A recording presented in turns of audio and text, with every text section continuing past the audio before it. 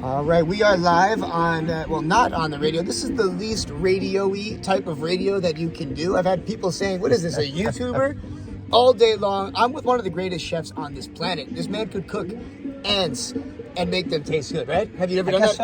I guess I can dunk them in chocolate or something. Yeah, that's a real thing. We've got listeners in Africa that eat ants for breakfast, and they love every second of it. Listen, I've eaten almost everywhere in the world, and I'll try it. So you've never had bugs, though? Never had bugs. You've never cooked bugs, never ate bugs? Actually, I've had You've eaten spiders in your sleep. Grasshoppers. Oh, you have had grasshoppers? Yeah, Mexico. Really? What do they taste like? Grasshoppers. You can't No, they're compare it crispy. to... You can't even really taste tell it? No. Really? Okay. All right, good to know. Well, I'm with Andrew Molen. You know the man. He's on Instagram at Andrew Molen. And the man just whipped up one of the greatest meals I've had in a year. Truly. Wow. That prime rib. I guess you've been locked up for a while. No, yeah, okay. The man's humble, too. Also, that was like of like who-esque proportions, that roast beast that you cooked up. That's great, isn't it? The hell was that? That's one of our specialties at Sam's Steakhouse here in Ludlow, Vermont, which is a really cool place to go to. So that's just one of our things we put together today. We whipped up a bunch of cool stuff for this wonderful charity event called ACT. So. And now there's 5 restaurants that you're creating the menu to right now? So we have 5 here in Ludlow, Vermont. We have Off the Rails, we have Calcutta's, we have Mr. Darcy's, we have Sam's, and then we have Alta, which will be reopening this October. Okay. Yeah, which is our fun Italian restaurant, more formal, white tablecloth underneath the stars. They are painted on the ceiling, but there is an interactive ceiling where you see like shooting stars going on, and light on the moon. It's really cool. So pretty much, there's a population of 865 people in Ludlow, and if each person here were to come to a restaurant, there'd be no one anywhere else, literally. Like, the entire city of Ludlow could fill up in these 5 establishments. 100%. That's an amazing thing. But what's great is we really focus our menus towards the locals, plus the tourism, which we really try hard to make it really local friendly. So no matter what, you always have a table when you get here. But even if you're from out of town, we make sure you get fed. So how do you keep the locals happy besides just getting a table ready? Just cook good food, make them all laugh and have a good time, and always have something fun to do and make it very friendly. It's a community, so you got to keep it very community oriented. What's the hardest dish that you've ever cooked? That's a good question. You know, I really don't think... I think it was when Gordon Ramsay wanted us to do a beef Wellington, and it needed to be perfect like Wait a minute, you were on the Gordon Ramsay? Not on show. Not on the show, but just with ran his restaurant in New York City called What? Restaurant Gordon Ramsay with 2 Michelin stars. It was a lot of fun. What's he like behind the scenes? Nicest guy ever.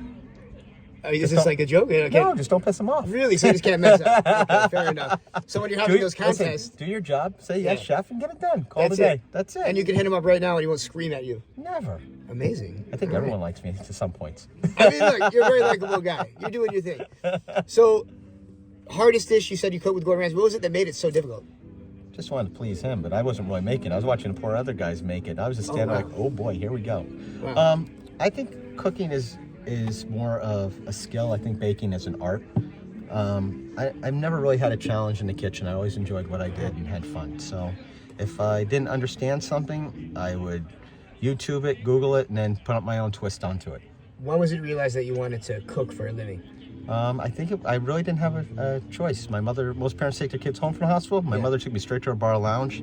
I was washing dishes from the ages of 10, straight up 13. I was really washing in the kitchen, and fell in love with it. Wow. So you knew while you were a child that you wanted to be a chef when you got older? I did want to follow my mother's footsteps. Looking back, I should have followed my father's. I would have had a nice 9 to 5. Life would have been easy. I wouldn't have all these burns on my hands, but I would have met all these great people. So. And what is your father's line of work? My father was in textile manufacturing. So. Okay. Yeah. Very different. Yeah, very different world. Correct. Wow. Correct. But my mother's always been in nightclubs, restaurants, bars. So I spent most of my life doing that. When you're already a Michelin star chef, you've put the menu together in these 5 places. You're working with Gordon Ramsay. What's next? So I've been very fortunate. I've worked with some great culinary minds in this world, and been exposed to some of the best in the world, which I have to say has rubbed off on me and made me really, really appreciate food and where I've come from. Yeah. I met Troy about 1.5 years, 2 years ago, and he brought me up to Ludlow, and he said, "You have to see this. I have a dream." Wow. And I didn't even have to have him explain it to me. When I walked through everything I saw here, I said, this is going to be amazing.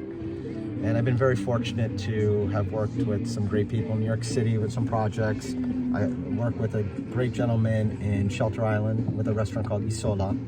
So, and then there's another fabulous human being who I have a wonderful catering, private chefing experience with, Hank with Revel Rouge. So we do a lot of the who's who of the Hamptons, New York City, and I'd say tri-state area. So what's next? Like, what is the next big career goal at this point in your life? I think it's really just to keep having fun and enjoying what I do every day. And the day I loses the fun, I think it'll be time to find something else. Maybe I'll take up knitting. Who knows? Or textiles, textile manufacturing. There you go. So, to wrap things up, it's 2023. You have an incredible project that's going on. What addition do we have to look forward to here at Fox Run? Well, we're gonna culinary-wise, we have a few more projects that are coming. I'll let the cat out of the bag a little. We have a really neat sushi program coming soon. Wow! I'm really going to kick up some more fun, interactive themes.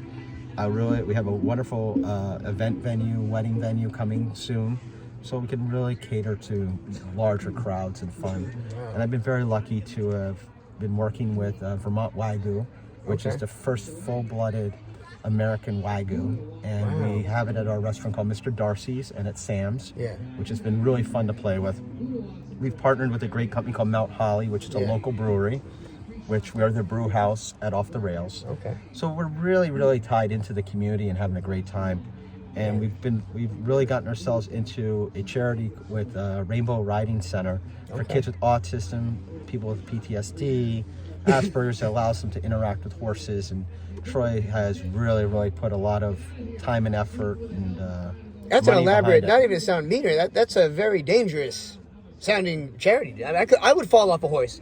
I've seen Down with the Wind, damn it. I spent a weekend with you, I know that. Yes, these kids are unbelievable. They're really riding the horses. It's unbelievable. They're first training by taking care of them, feeding them, grooming them, and then they get on them if they feel comfortable enough. But you watch them really come together, and it's an amazing experience. And then all the charities that Troy has his hands in, it's been a pleasure being a part of it. The guys, which you've experienced it as well. You guys are all wonderful. It's truly a family. It's like a very tight-knit family around. Absolutely. Everybody seems to get along. Like when I'm not here and I have to go to one of the other restaurants in New York or Boston or somewhere, my mother comes up here and helps out. And, so, Troy has become part of the family, and I'm glad to be a part of his. It is a beautiful thing. Absolutely. Can't ask for more, No, that's it. And what a nice guy for a chef. Chefs have this horrible stereotype of just being these miserable, angry people. You really broke it, man. I've gotten to the point that, I have a wonderful team around me. I don't work for them, they don't work for me, we work together. And I think it gets to that point, if they made a mistake, they know they did, and I'll just look at them and they go, got it. So you don't even have to screech and yell and scream. It's not worth it anymore. No. Anymore? So you changed your ways? No, not me. I said this whole industry was always about that. And I just don't think it's worth it. It's not worth it anymore, isn't why yell? Perpetuate that stereotype? You build a rough work environment. And I don't want to use the word hostile. It just feels rough. And being all these years in the kitchen, watching people yell, things get thrown, it's just not worth it. Wow, good man. So it's better to have a family and friends and enjoy every day what you do. I know that this isn't sports related, but how does one become a Michelin star chef? I have to say I'm very lucky to run a lot of front of house Michelin restaurants. I started with 1 star with Marco Canora at the Michelangelo, 2 with Gordon Ramsay. My stepfather was one of the original people of Le Cirque. So I've been through the ropes, and I've had some great mentors in and out of the kitchen guide me through to make me who I am. All right. So any last gems for those that might want a career in culinary? Don't do it. Wow. All right. Textile industry. How about that? Nah. No, not I think it's better just be a movie star. There we go.